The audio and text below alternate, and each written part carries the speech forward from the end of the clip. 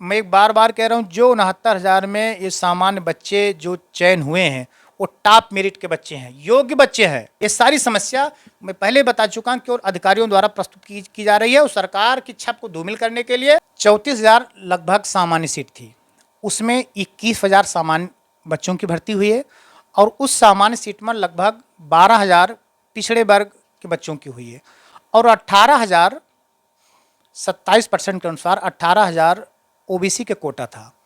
18,000 के सापेक्ष 31,000 ओबीसी बच्चों का चयन हुआ है। देश की स्थिति बहुत ही खराब होती जा रही है। आरक्षण आरक्षण आरक्षण के नाम पर जो प्रारूप बना था उसके अध्यक्ष थे भीमराव अंबेडकर जी।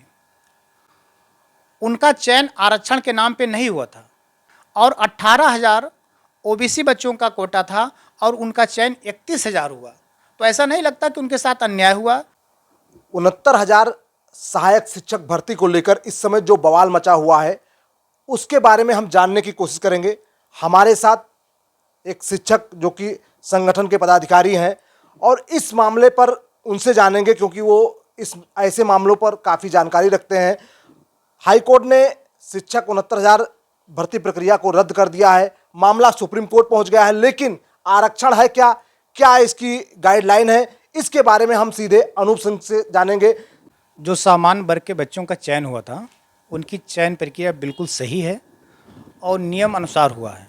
ये जो अभी शीघ्र माननीय न्यायालय से जो उन नियुक्तियों का निरस्त किया गया है और माननीय न्यायालय ने कहा कि एक नई सूची जारी की जाए, ये सारी समस्या अधिकारियों द्वारा उत्पन्न की गई है। जहाँ तक रही ओबीसी जो अभ्यर्थी थे उनकी सीट 69,000 में लगभग 18,598 था और 31,000 ओबीसी बच्चों का चयन हो चुका है 69,000 भर्ती में। तो ऐसा नहीं लगता कि उनके अधिकारों का हनन हुआ है। और सबसे गंभीर विषय है कि जिन बच्चों का चयन हुआ है वो योग्य बच्चे हैं, उनके सबसे अधिक मेरिट है। ऐसे योग्य बच्चों को यदि विभाग से हटाया जाएगा तो शिक्षण कार्य कहीं ना कहीं प्रभावित होगा। और मैं आपको बताना चाहता हूँ, जब हमारे देश का संविधान लागू हुआ था तो जो प्रारूप बना था उसके अध्यक्ष थे भीमराव अंबेडकर जी। उनका चयन आरक्षण के नाम पे नहीं हुआ था, अध्यक्ष आरक्षण के नाम पर उनको अध्यक्ष नहीं बनाया गया था। वो योग्य थे, उनके पास एक अच्छी जानकारी थी, हर वर्ग की जानकारी थी, इसलिए उनको आयोग का अध्यक्ष बनाया गया था। तो इसलिए ये जो बातें कही जा रही है कि ओबीसी बच्चों के साथ हनन हुआ, उनके साथ गलत हुआ, ऐसा कुछ नहीं है। ये सारी समस्या अधिकारियों द्वारा उत्पन्न की जा रही है और साथ ही कुछ नेताओं द्वारा। नेता लोग ना तो पढ़ते हैं ना समझते हैं, वो अपनी क्या नाम है वोट की राजनीति करते हैं और समाज को बांटने का काम कर रहे हैं। हम आपको रोकेंगे। जैसा कि आपने कहा कि जो ये चयन प्रक्रिया हुई है ये सही हुई है, लेकिन जिस तरह से ओबीसी के अभ्यर्थी लगातार आंदोलन कर रहे हैं, धरना कर रहे थे, 4 साल से वो लगातार धरने कर रहे थे, सरकार ने नहीं सुना तो कोर्ट चले गए। हाई कोर्ट ने इस चयन प्रक्रिया को गलत माना और उन्होंने निरस्त कर दिया। लेकिन ये जानना चाह रहे हैं कि क्या इस आरक्षण का लाभ जो है, इसकी जो मेरिट बनती है, उसमें आरक्षण प्रक्रिया सिर्फ एक बार इनको मिला या कई स्टेप पे मिला या मिलना कहाँ चाहिए, इसके बारे में थोड़ा जानकारी दीजिए। ओबीसी बच्चों को उनको एज में आरक्षण मिलता है, उनको शुल्क में आरक्षण मिलता है, उनको क्या नाम है टेट में आरक्षण मिला, सुपर टेट में आरक्षण मिला और साथ ही उनकी केवल सीट 18,000 थी। 31,000 बच्चों का चयन ऑलरेडी हो चुका है। माननीय न्यायालय के सामने अधिकारियों द्वारा गलत तथ्य पेश किए गए, ये तब सारी समस्याएं उत्पन्न हो रही है। ये 1,37,000 शिक्षा मित्र जो अध्यापक पद पर नियुक्त हुए थे समाजवादी पार्टी की सरकार में, उनका समायोजन निरस्त हुआ था। उसी के क्रम में एक बार 68,000 एक बार 69,000 का चयन प्रक्रिया प्रारंभ हुई और उस चयन प्रक्रिया में सारे नियम सही ढंग से पालन किए गए। सामान्य बच्चे भी अपने ही कोटे में हुए। सामान्य की सीट 69,000 में लगभग 34,589 थी, जिसमें केवल 20,000 बच्चे, लगभग केवल 20,000 बच्चे ही चयन हुए और 18,000 ओबीसी बच्चों का कोटा था और उनका चयन 31,000 हुआ। तो ऐसा नहीं लगता कि उनके साथ अन्याय हुआ। मैं योगी जी से मांग करूंगा, माननीय मुख्यमंत्री जी से, कि ये जो बच्चे जिनका चयन हो चुका था उनका निरस्त न किया जाए, कोई ऐसा विकल्प रास्ता बनाया जाए कि ओबीसी बच्चे भी उनका भी समायोजन हो जाए, और जो जिनका चयन हो चुका है उनको कतई न हटाया जाए, क्योंकि ये बहुत योग इनके आने से बेसिक शिक्षा विभाग में लगातार परिवर्तन हो रहा था और परिवर्तन और आगे होगा भी। मैं आपको बताना चाहता हूँ, देश की स्थिति बहुत ही खराब होती जा रही है आरक्षण आरक्षण आरक्षण के नाम पर। जब हम लोग पढ़ते थे तभी होता था कि राम कुमार यादव जी, वो हम मैथ पढ़ाते थे, बहुत अच्छा पढ़ाते थे, हम लोग 5 किलोमीटर चल के जाके पढ़ते थे। केमिस्ट्री शुक्ला जी पढ़ाते थे, हम लोग 5 किलोमीटर चल के जाके पढ़ते थे। आज हम उन अध्यापक के पास जाते थे जो अच्छा पढ़ाता था, जो योग्य था। इस तरह यदि आरक्षण के नाम पे राजनीति होगी तो योग्य बच्चे बेसिक शिक्षा विभाग में आएंगे नहीं, तो जो आने वाली पीढ़ी की क्या स्थिति होगी।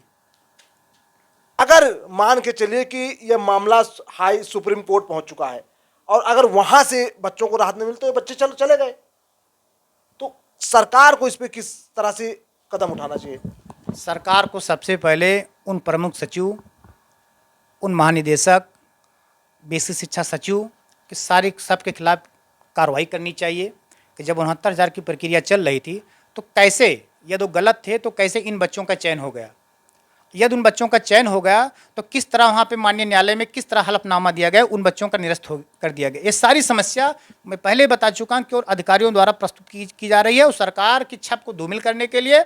और कुछ राजनीतिक पार्टी ऐसी हैं कि जो केवल जातियों के नाम पर, धर्म के नाम पर बांटने का काम कर रहे हैं और पूरे समाज को मतलब बर्बाद करने का काम कर रहे हैं। आज उनकी स्थिति नहीं कि वो ये नहीं चाहते कि कोई योग्य अध्यापक पढ़ाए, ये नहीं चाहते। उनका केवल उनको इतना ही मतलब है कि समाज में जातियों में बंटवारा हो जाए, आपस में लड़ें, उनकी केवल एक मंशा है। कोई समस्या, ये सारी समस्या अधिकारियों द्वारा उत्पन्न की जा रही। वही अधिकारी 69,000 की जो प्रक्रिया हुई, 3 बच्चों का चयन कराए, ये टॉप मेरिट वाले बच्चे हैं, अच्छे बच्चे हैं, और आज वही अधिकारी माननीय न्यायालय में दूसरा हलफनामा दे आए। तो ये गलत है, कहीं ना कहीं सारी चूक अधिकारियों द्वारा की गई है। मैंने कई बार कहा कि 69,000 भर्ती में केवल 18,000, लगभग 18,000 सीट ओबीसी की थी, और 18,000 के सापेक्ष 31,000 बच्चों का चयन ओबीसी भाइयों का हो चुका है, और लगभग 34,000 सामान्य सीट थी, उसमें से केवल 21,000 सामान्य बच्चों का चयन हुआ है। तो आप ये बताइए कि 34,000 के सापेक्ष 21,000 भर्ती सामान्य जातियों की, और 18,000 के सापेक्ष 31,000 बच्चे ओबीसी के बच्चे चयन हुए। तो ये तो सब आंकड़ा साफ साफ दिख रहा है। ये जितनी समस्याएं आ रही, क्यों राजनीतिक द्वेष बस या भ्रम फैलाया जा रहा है, और अधिकारियों द्वारा बार बार गलत सूचनाएं माननीय न्यायालय को और क्या नाम है समाज में दिया जा रहा है, जिससे आपस में लड़ने की स्थिति आ गई है। ये बहुत गलत कार्य है। नहीं तो जैसे कि 18,000 इनकी नियुक्तियां होनी थी, 31,000 हो गए, तो ये फिर क्यों आंदोलन कर रहे हैं, ये जानना चाह रहे हैं। क्यों ये आंदोलन करके अपना कह रहे हैं कि मुझे नहीं भर्ती किया गया, मेरे नियुक्ति में गलत तरीके से सामान्य वर्ग को भेज दिया गया, ये ऐसा क्यों कर रहे हैं? सामान्य की सीट में ओबीसी बच्चे लगभग 12,000 चयनित हुए हैं सामान्य सीट में, तो ऐसा नहीं लगता उनके साथ अन्याय हुआ है। ये सारी समस्या अधिकारियों द्वारा किया गया और सरकार को बदनाम करने के लिए, और ऐसा कोई समस्या नहीं है। मैं बार बार कह रहा हूं कि मुख्यमंत्री जी से मांग करता हूं कि जो बच्चे चयन हो चुके हैं, जो 4 साल से नौकरी कर रहे हैं, उनकी उम्र भी निकल चुकी है, उनकी पारिवारिक समस्याएं भी बढ़ चुकी है, वो बात इस स्थिति में है, जब से ये आदेश आया है तब से उनका पूरा परिवार विचलित है, परेशान है, उनको कतई न हटाया जाए। और जो बच्चे यदि किसी के साथ अन्याय हुआ है ओबीसी बच्चों का, उनका भी समायोजन सरकार करे।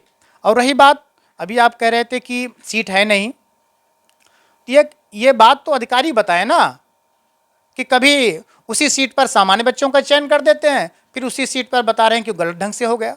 तो कहीं ना कहीं इनकी कमी है, ये अपने अनुसार ये अपना विकल्प ढूंढें, लेकिन दोनों वर्गों का अहित ना हो, जिससे समाज में किसी प्रकार की भ्रांतियां न फैले और आपस में बंटवारे की स्थिति उत्पन्न न हो।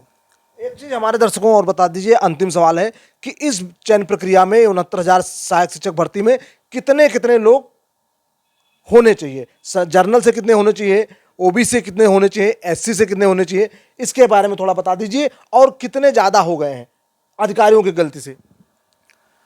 34,000 लगभग सामान्य सीट थी, उसमें 21,000 सामान्य बच्चों की भर्ती हुई है, और उस सामान्य सीट में लगभग 12,000 पिछड़े वर्ग के बच्चों की हुई है। और 18,000 27% के अनुसार 18,000 ओबीसी के कोटा था। 18,000 के सापेक्ष 31,000 ओबीसी बच्चों का चयन हुआ है। तो इसमें ऐसा कुछ नहीं है, प्रक्रिया सब सही ढंग से नियम ढंग से हुआ, कोई समस्या नहीं है। ये केवल समस्या लोग अपने अपने फ़ायदे के लिए नई नई समस्या उत्पन्न कर रहे हैं और बेसिक शिक्षा विभाग को कहीं ना कहीं मतलब जो हम लोग सही दिशा में चल रहे हैं उसको गलत दिशा में ले जाने का प्रयास कर रहे हैं। तो कहीं ना कहीं ये मान के चलें कि अगर ये भर्ती प्रक्रिया रद्द की गई है तो बच्चों के भविष्य पर भी खतरा मंडरा रहा है। बिल्कुल पड़ेगा कि ऐसे भी बच्चे जहाँ नियुक्त हुए हैं वहाँ पे सिंगल एकल विद्यालय है, वो विद्यालय बंद हो जाएगा। और ये मैं एक बार बार कह रहा हूँ, जो 69,000 में ये सामान्य बच्चे जो चयन हुए हैं वो टॉप मेरिट के बच्चे हैं, योग्य बच्चे हैं। और योग्य होने के नाते उनको इसलिए हटा दिया जाए कि वो आरक्षण का पालन नहीं हुआ, ये तो कहीं ना कहीं गलत है, उन प्रतिभा के साथ अन्याय है। अंबेडकर जी को पूरा देश, पूरा भारतवर्ष इसलिए सम्मान देता है कि वो योग्य व्यक्ति थे। इसी तरह उन 69,000 में चयनित लगभग 6500 बच्चों को भी इस भारतवर्ष से उत्तर प्रदेश सरकार को भी सम्मान देना चाहिए कि वो योग्य हैं। जिस तरह अंबेडकर जी को पूरा देश ने सम्मान दिया, इसी तरह इन 6500 शिक्षकों को भी सम्मान देने का काम करना चाहिए, सरकार को भी और समाज को भी।